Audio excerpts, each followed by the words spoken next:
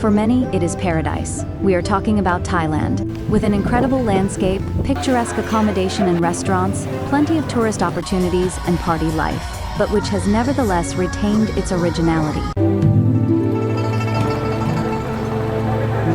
Actually, I always find one of the most exciting things about traveling to foreign countries is the question of how people live there.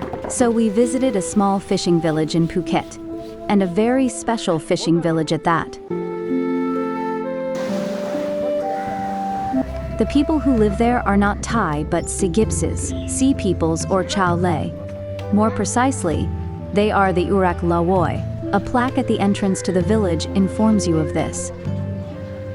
The original way of life of the Chao Leh is semi-nomadic. They move from island to island in their boats and live from catching fish and seafood. They only stay on the islands during the monsoon season. However, no one in the fishing village follows this way of life anymore.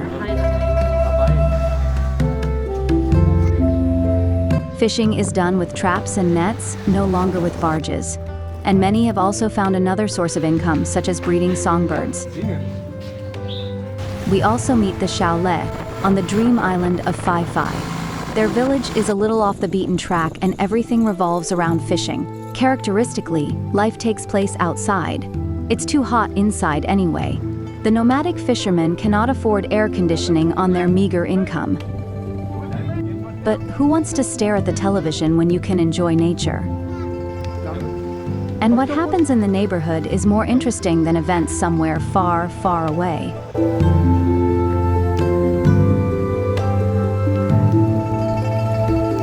In addition to fishing, there are also opportunities for the Chao Leh to earn money in the tourism industry. Here, fish, mussels, and scampi are prepared for sale. They catch the fish themselves and buy the scampi from Phuket. Directly behind the beach bars for tourists is another Chao Leh settlement. It has its own infrastructure, including small stores.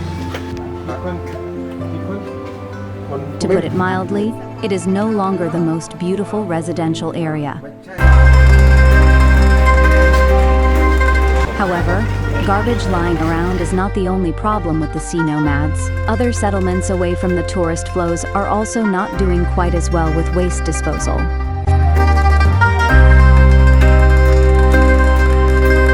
Failed investments in the tourism sector do not exactly contribute to the beauty of the landscape either.